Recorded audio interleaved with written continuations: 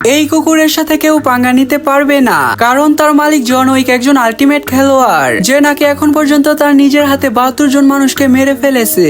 কিন্তু যখন একটি পেট্রোল পাম্পে জন উইককে একটি লোক ভয় দেখানোর চেষ্টা করে, তখন লোকটি বলে তোমার দামি গাড়িটি আমার লাগবে, কিন্তু জন বলে এই গাড়ি বিক্রির জন্য নয়। জন ড্রাইভ করে এখান থেকে চলে যায়, কিন্তু ওই লোকটি তার দিকে তাকিয়ে হাসতে থাকে। সন্ধ্যায় ওই দুইজন জনের ঘরে চলে আসে আর তার কুকুরকে গুলি করে তাকে পিটিয়ে চলে যায়, কিন্তু তারা এটা জানে না এই কুকুর জনের মারা যাওয়া স্ত্রী রেখে যাওয়া শেষ স্মৃতি। ওই দুজন গ্যাংস্টার জনের গাড়ি একটি শোরুমে নিয়ে যায়, কিন্তু স্টোরের মালিক এক নজরেই ভয় পেয়ে যায় যখন তারা জানতে পারে তারা দুজন জন উইককে মারেনি, তার বদলে শুধু তার কুকুরকে মেরেছে।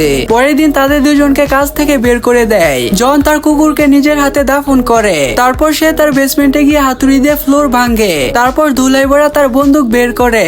এবার তৈরি হয়ে যায় পুরো মাফিয়া গ্যাংকে শেষ করে দেওয়ার জন্য। বন্ধুরা, পার্ট 2 দেখার জন্য লাইক করে চ্যানেলটি সাবস্ক্রাইব করে দিন।